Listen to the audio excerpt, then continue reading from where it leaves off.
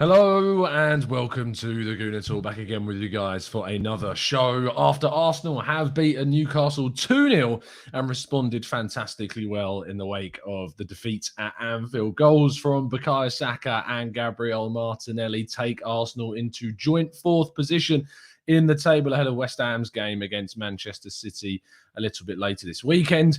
Really strong second half performance is what led that. But there was lots to talk about and lots to discuss, and we're going to be doing plenty of that with you guys in the chat box. So please make sure you're throwing your comments through into the chat, and we'll go through as many of them as we can throughout the game. Afternoon, everybody in the chat box. Really happy to see so many of you in here already. Solid win, says Daniel Roberts. Alex says Aubameyang or Joel Linton did not have the best of games. Did Aubameyang? It's fair to say.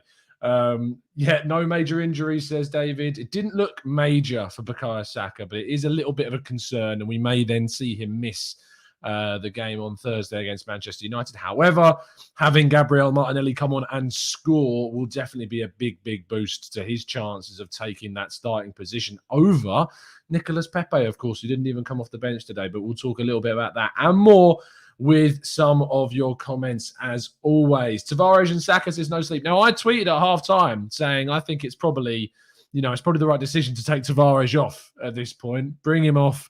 His final product was not there in the first half at all. In fact, he was rather frustrating with the way that Tavares was playing in that first half. But you've got to say fair play to him. He kept on going. He kept his head up. The manager kept faith with him. Totally ignored my advice, which I don't blame him because I'm wrong all the time. So, and a great pass, a great bit of play. I saw a lot of criticisms of the kind of our style of play in the first half. Quite rightly, we didn't play the best of football. But the second half, we played a lot better. There was some really nice pieces of play. The two goals were born out of a couple of really good pieces of interplay. And obviously a brilliant ball from Tomiyasu for Martinelli to score a Van Persie-esque finish over the top of his shoulder with just the calmness to control the ball and, just caress it into the bottom, or not even the bottom, the side netting of the opposite flank of Dubravka. Really strong performance. Harun says Lokonga, man of the match. I thought Lokonga was excellent. In fact, I was getting a little bit worried that we weren't taking him off because he was only one yellow card away from that one game suspension.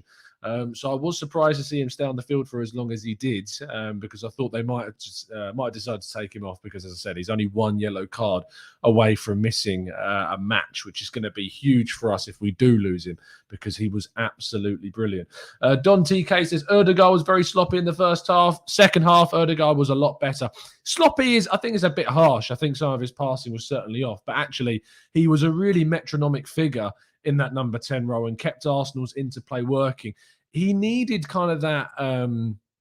He needed that game to be brought in over Lacazette just to add that little bit of consistency in our attacks. Like, we created far more chances in dominant positions of possession because Erdegaard was obviously there and able to spread the play into wider roles. He wasn't brilliant. He wasn't even great. He was just solidly kind of decent in the game, was Erdegaard, and was outshone by a lot of players around him. But he's not played too many fixtures, so I can probably forgive him that. I would stick with the same lineup besides Tavares. I would bring Tierney in, despite Tavares having a good game today. I think Tierney coming in for Manchester United is probably a sensible move. I was surprised that Tavares did start the game. I did think that Tierney might be brought in, despite my wanting of Tavares to start the match and to, just be given that extra bit of confidence after the mistake that he made against Liverpool. But it was a big, really kind of confidence-boosting performance. Gabriel and White are beasts, says Epidemic UK. I cannot disagree.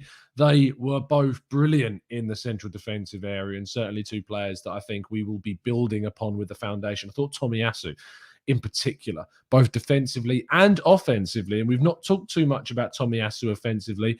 I thought he was also absolutely brilliant in the game as well.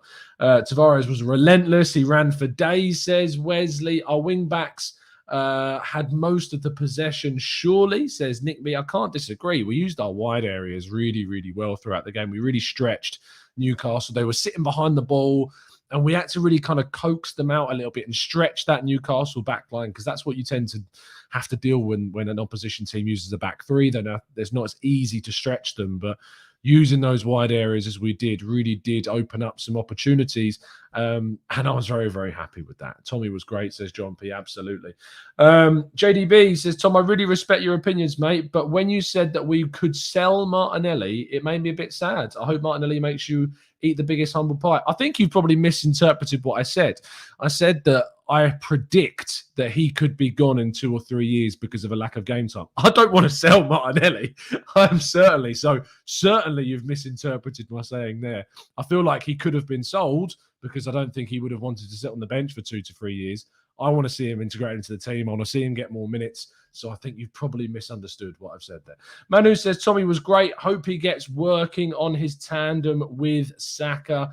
Ansa says, nice birthday gift from Arsenal for myself. Let's wish Ansa a happy birthday in the chat box. People show him some love. Rahil says, Erdegaard and Tierney against United on Thursday. Absolutely. Nick says, Martinelli seems to be a little lightweight and always goes down when he plays. That's just kind of his style. I mean, he went down a couple of times, one under a very forceful challenge from Lascelles, who I actually thought was on the borderline of being a little bit kind of excessive and leading into penalty discussion kind of areas. I thought it was a bit harsh, to be honest. Although saying that, the Nuno Tavares move on Callum Wilson when we were 1-0 up, that is going to be something that is going to be heavily analysed by Eddie Howe and talked about, I'm sure, after the game. I, for one, did think in that moment, red card, penalty. I really had my heart in my mouth in those moments. I really did think he was going to give a penalty for that Tavares challenge on Callum Wilson, because that was also borderline. So you have to say we may have got away with that one there. Daniel Roberts says Laka needs to start up front and not Aubameyang on Thursday. You know, I'm struggling to come up with an argument to disagree with this.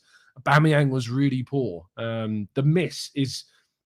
It's an unforgivable miss, really, for a player of Aubameyang's quality. It's annoying because I literally wrote a piece about how, you know, signing a striker is not the priority because we need to work out how we're going to create chances. And that moment really did kind of, you know, it really did ruin that rhetoric of that piece, because you would have to say that a lot of other strikers would probably finish. Well, I mean, you would absolutely bet on them finishing that chance that fell to Aubameyang in the box in the first half. And I mean, if we'd have not gone on to win that game, that would have been a huge, huge, huge moment. We could have won this game by more. That would have been a really big moment to get a lead in the first half. Newcastle would have had to be more expressive, and we probably could have hit them on the break a fair few more times. But in the end, I was really happy with the performance. Let's talk about Bukayo Saka. Not about the injury. Injury will hopefully not be too serious. I would be surprised to see him start the game on Thursday, however, but hopefully he'll be back for the Everton game. We'll have to wait for some more information on that. But what do we think about his performance? Because the thing that separates Saka from Pepe is that he can beat his men. Like, the amount of times where he gets round a player, like you saw it on... There was a grass cutting shot that he underhit. And that's the thing that Pepe's got the edge on Saka, is that Pepe's finishing is better than Saka's. If Saka can add Pepe's finishing to his game, he's got such a foundation to build upon a really strong goal-scoring form, because he gets himself into those positions so well. And I actually thought, even though his goal came from the left-hand side, that was obviously, there was a little bit of a tweak going on, and Saka kind of shifted over in that moment. I still thought he was really good on the right.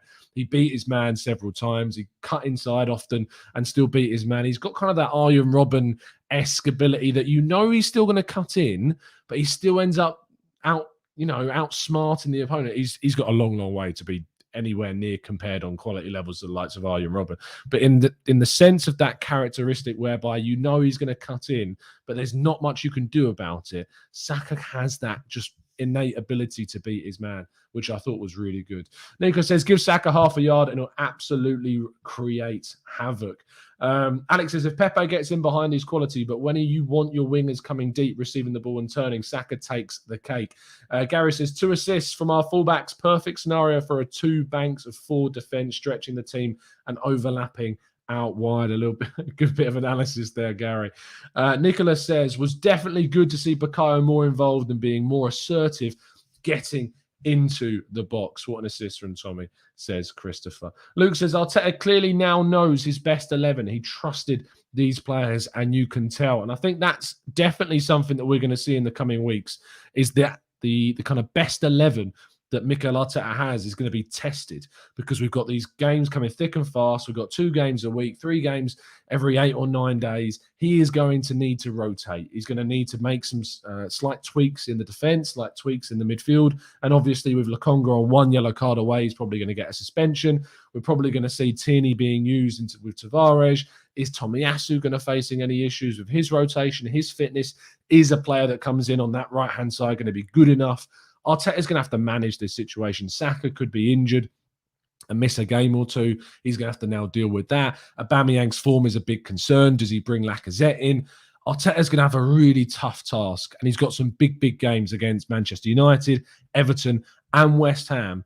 If Arteta can come through this period and we've, say, maybe dropped a few points here and there, but ultimately have come out really positively and are still in the hunt for top 4 by the end of this festive fixture period, it's going to be very difficult to be sitting on the side of the fence and say he's not good enough, categorically. As I said, I'm going to wait till Christmas to kind of see where I'm at with Arteta before making a not final judgment, but certainly kind of an updated judgment on where I personally sit.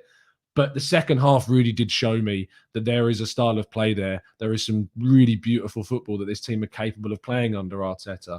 And it's just about now adding to the frequency of the amount of times that we see that football getting out and into the open. Nuntavage, second half was very good, says Nicholas. Nice pronunciation, despite the fact that you have to type it out. Manu says, anyone else get flashbacks to the Chelsea game when Martinelli went on the counter? I really did think he was going to run through and just score in that moment. Lacazette, I'll tell you what, Lacazette owes him a pass, because I would have loved to have seen him run through and score. Absolutely. Petru says, Martinelli for Ballon d'Or, Arsenal to win the Champions League. I'm loving that we get carried away.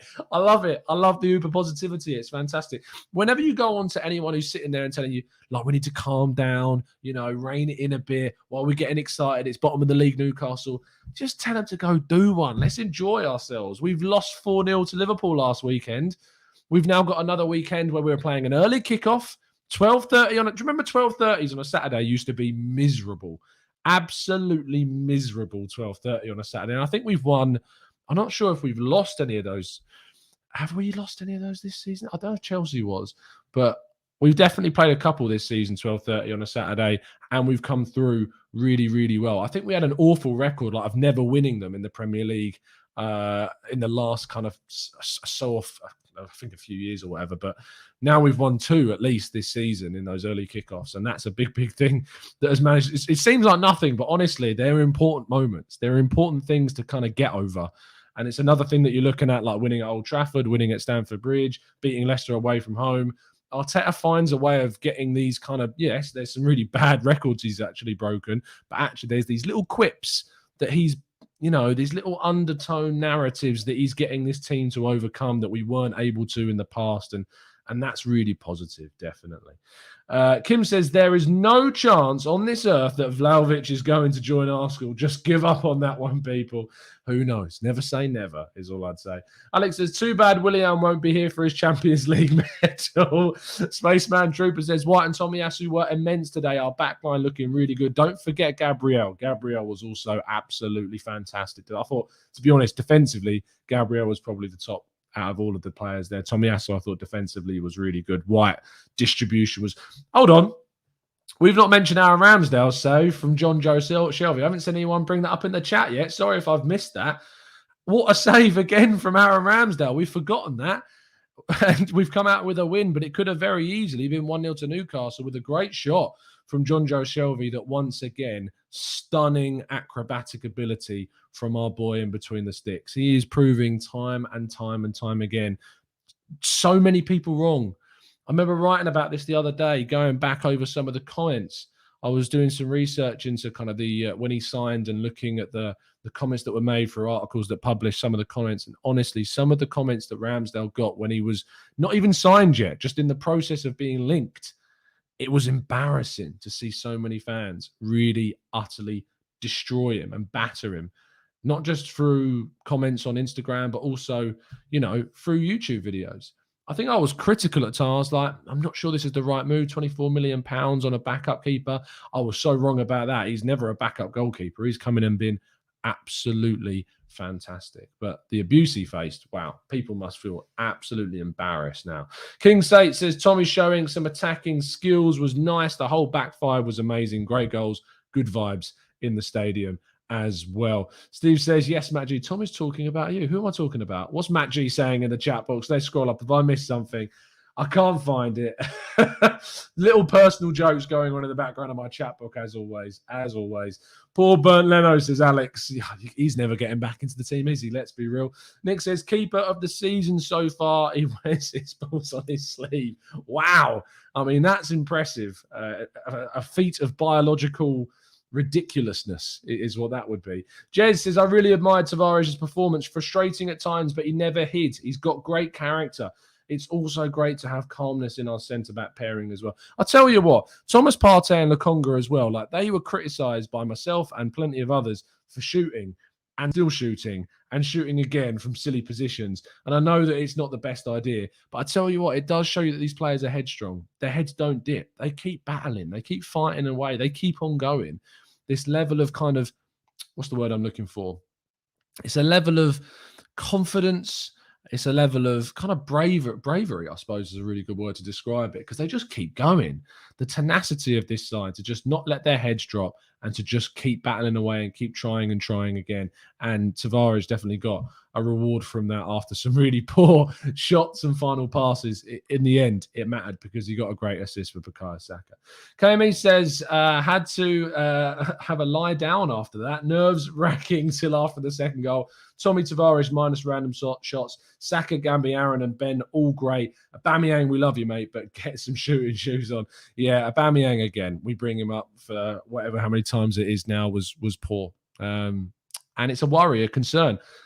I mean, it's tempting to say that you'd start Lacazette on Thursday because Aubameyang's form is just, it's on a slide. Like he scored a fair few goals this season, but consistency in his game just isn't there. It's just not there. He pops up with a couple of little good bits of play, like the pass, the little flicking behind for Saka when he was fouled, stuff like that. He's done it against Aston Villa. We saw, Spurs it was for the Smith Rowe assist, but it needs to be addressed. Something's got to give.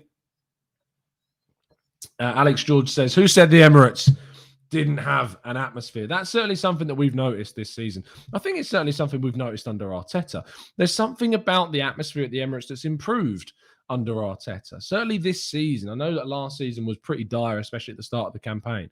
But I notice a change even when I'm at the Emirates, even for the League Cup game I went to at Leeds.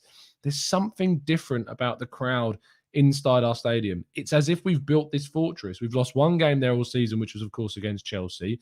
We refused to be beaten against Crystal Palace, and Lacazette coming up with that 90-whatever-minute equaliser that was really important, and that could prove to be really key but by the end of the season. But absolutely fantastic stuff from the team. Really appreciate all the support that they are giving the crowd. They are giving the players right now from the crowds. Let's scroll up a little bit more, see if I've missed anything. 1300 says, I think we're getting used to Ramsdale stunners, so we don't bring it up anywhere near as much. Ramsdale is a super saver.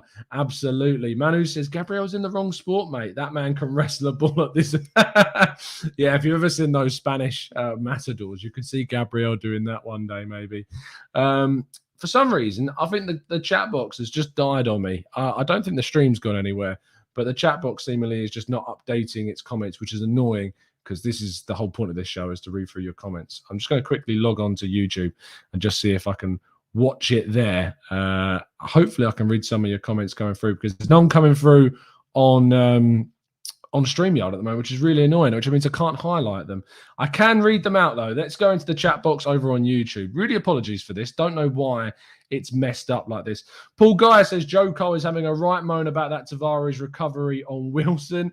Manu says, imagine calling Sambi overrated after 10 bad minutes against Liverpool. That 22-year-old boy has got a 32-year-old head on his shoulders. My captain of the future. Zach says, glad Tavares kept playing his game. Never want any player to be putting off of shooting. Don't be a ticket. If you don't buy a ticket, you won't win the raffle. Okay, I think it's been fixed now. Thank goodness. We've got comments back now. Kim B says, let's start Beerath up top on Thursday and see the Twitter fan base slag him up if he doesn't shine. Yeah, it's just the way that it is, isn't it, Kim? It's just the way that it is. You can't win. There's always something that someone has to moan about. It's so frustrating. It's really, really annoying, but fingers crossed that mentality changes. Nia Murray says, talk about Partey. Look, Partey didn't shine. I think it's fair to say. I think Partey is not yet fully fit. He doesn't look like he's fully fit, that's for sure. He doesn't look like a player that's busting a gut, that's performing at the top of his game. He's still integral. He's still doing important things. Like he nips in with little tackles, little recoveries, turning over of possession, some fine passes here and there. But the overall performance was outperformed by Lokonga. Lokonga has outperformed Partey in the last few displays. Not at Anfield. I thought Lokonga was very poor at Anfield. But I think this season you have to say that Lokonga has been better than Partey. We have to stick with him. I mean, as Alex says there, we need to stick with Thomas Partey. Absolutely. I would not be dropping him whatsoever. But it is certainly something that we need to keep our eye on. He had a really good time at Old Trafford last season, if you remember when we got that 1-0 win. But we need to see him in there. If we lose him in January, which we will, because he's going to the African Cup of Nations, which is, by the way, not a little tournament, as Jurgen Klopp described.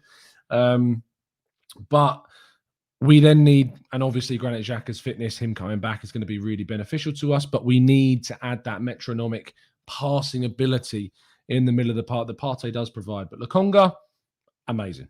Brilliant, brilliant footballer. Edu, you have to say fair play, and Mikel Arteta as well. Vincent Kompany recommended him as well to Arsenal and Mikel Arteta, and they've gone out and they've got a deal for him done. He's been brilliant, absolutely brilliant. Anyway, we're going to wrap things up there because my voice is starting to go a bit now. Make sure if you're not done talking about the Arsenal Way, it will be live. Link to the channel is in the description. In just around 10 minutes time, you'll be able to join the boys over on the Arsenal Way. There's also a phone-in show that Mike's doing on the Gooners pod as well. So there's plenty of Arsenal content out there for you guys to go and watch. Make sure you drop a like on today's video. Subscribe to the Gooner Talk if you haven't done so already. And of course, I'll be back tomorrow morning at 8 a.m. to give all of the fallout to where we sit in the Premier League table after the rest of the Premier League fixtures. So do join me then. There'll be a podcast a little bit later in probably early on next week. And there'll also be updates regarding William Saliba's last month with a report on him and a report on the Arsenal youth team who, despite losing yesterday, following Balogun, got a brilliant hat-trick. Go and watch it if you haven't watched it already. Amazing work from him. He needs to be brought into the first team without a shadow of a doubt. Looking forward to seeing some more of that. Fingers crossed in January when Aubameyang's off at the African Cup of Nations. I will see you soon. Before you go, don't forget to like the video. Always like the video, guys. Thanks for tuning in. See you very, very soon. And as always, up the Arsenal.